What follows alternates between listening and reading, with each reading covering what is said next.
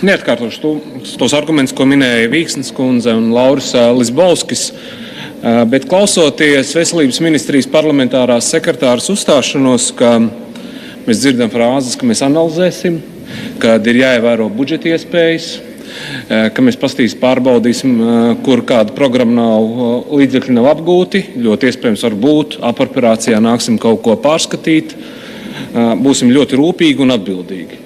Tāpat laikā šādu rūpīgu un atbildīgu pieeju mēs kaut kā nedzirdam Stradiņas slimnīcas 100 miljonu sadārdzinājumu projektā.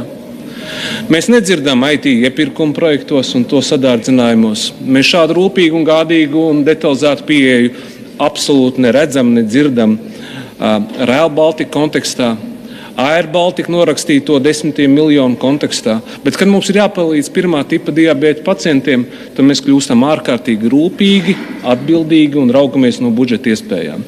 Kolēģi, es pievienojos tas, ko iepriekš minētā kolēģi arī minēja.